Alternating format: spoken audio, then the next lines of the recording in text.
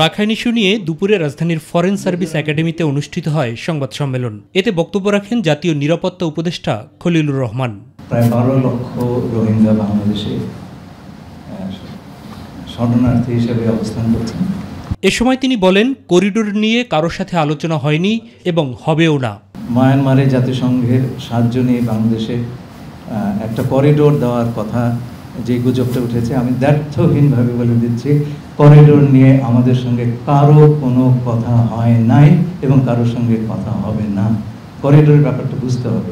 সরকারের প্রতি কারো চাপ নেই, এমনকি যুক্তরাষ্ট্রও নেই জানিয়ে তিনি বলেন, সবার একটাই চাওয়া, রোহিঙ্গাদের ফেরত যেতে হবে। আমরা প্রথম থেকেই ভেবেছি এই সমস্যার সমাধান এলএমই সার্টিফাইড বিশ্বসেরা কপারে তৈরি ওয়ালটন কেবলস, যা আপনার স্থাপনাকে রাখবে সব সময় নিরাপদ।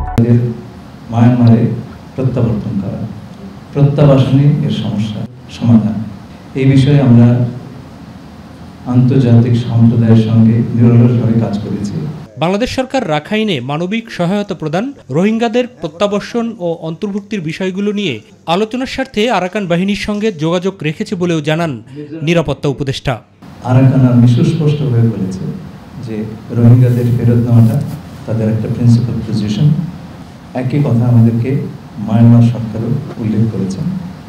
যে কথাটি আমাদেরকে আরাকান আর্মি বলেছে তা হলো, পরিস্থিতি অনুকূল হলে তারা এই প্রত্যাবাসনের উদ্যোগ নেবেন। মাহবুব সৈকত, মাই টিভি, ঢাকা।